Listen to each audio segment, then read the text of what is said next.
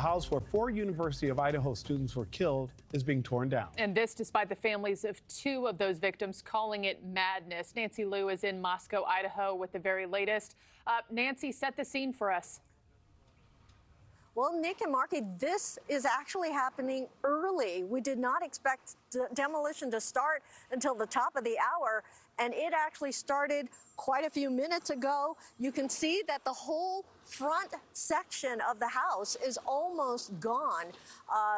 The excavator came in and started working probably 5-10 minutes ago and started on the front section of the house. That fencing came down quickly. It's coming down very quickly. And as we've been telling you earlier, the university had said that this could be down by the end of the day. There will be dump trucks coming and going and removing all of this debris. It's going to a site out of the city, and I'm told that even the debris will be under guard, given how much morbid interest there has been in this case. But you can see that excavator at work, making quick work of the front side of the house, which is essentially gone now. We are told that, this is going to be a very quick operation. We were told that the house could be down, all of it, in a matter of hours. So the house on King Road, where 4 young lives lost just over a year ago, is now coming down. And Nancy, all of this before 7 a.m. It's clear they were trying to do this under the cover of darkness. As Markie and I were sitting here watching this particular shot, I can't help but notice we've talked about how the families have been split on whether or not this house should come down in views of the university. What about neighbors in the area, Nancy? Have they wanted this house gone because of maybe the looky-loos? And you talked about the morbid curiosity? Yes.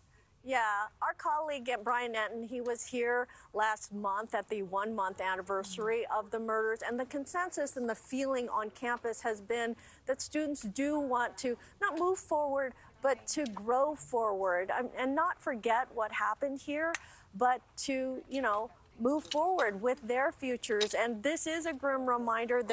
This is all student housing, it's rental housing. All of these students are on winter break right now. So we haven't seen anyone around here to talk to about it. And we were expecting there might be protesters out here protesting the demolition of the home, and we haven't seen any. Yeah, I was going to ask you, we can see the vantage point behind you, but I was curious if there was anybody who was, there watching it come down. Can you show us more of the house, the crews, the equipment going on behind you there? And for viewers who are just now tuning in, this is the Idaho college home where those grisly murders took place last year. Just continue to set the scene and what you're seeing, Nancy. Yeah, this is 1122 King Road. This is the scene of the quadruple stabbing deaths of 4 young University of Idaho students just over a year ago in November. The excavator arrived, probably about 20 minutes ago. And now the whole front side of the house has been demolished. The university had told everyone that, hey, this is going to start at around 7 o'clock Pacific. The sun isn't even up yet. Yeah. And half of the house, almost half the house is already gone. And Nancy, for those who might have missed it, you talked about how the material that is being taken away, not only the house itself is secured, that area is secured, and the rubble that will be taken away will also remain under security, correct?